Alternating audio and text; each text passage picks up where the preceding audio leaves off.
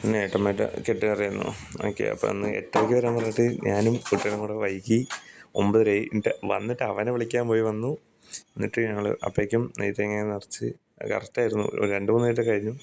പിന്നെ ഇങ്ങനെ നെയ്തേങ്ങ നിറച്ചു. ഇപ്പോൾ അരി ഇടലാണ് കെട്ടിലേക്ക്. അങ്ങനെ എല്ലാവരും ഇതാക്കി നിറച്ചു. അതിനുശേഷം ദക്ഷിണ കൊടുക്കണം ഗുരുസ്വാമിക്ക്. എല്ലാവരും അവർ 5 പേരായിട്ട് കാറിൽ പോകാനുള്ള പ്ലാനാണ്.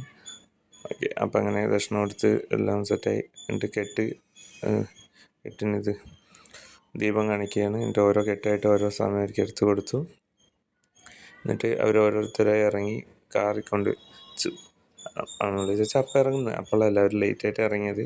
കുറച്ച് നേരം ഉച്ചയായി ഇറങ്ങുമ്പോൾ. ഇതൊക്കെ കഴിയുമ്പോൾ 11 മണി. ഉച്ച കഴിഞ്ഞിട്ട് ഇറങ്ങി. പിന്നെ തേങ്ങ ഉടച്ച് എല്ലാവരും സെറ്റായി വണ്ടി കയറി അവർ ഇറങ്ങി വണ്ടി പോവായിരുന്നു. അപ്പോൾ ഗൈസ് ബൈ, ടാറ്റാ.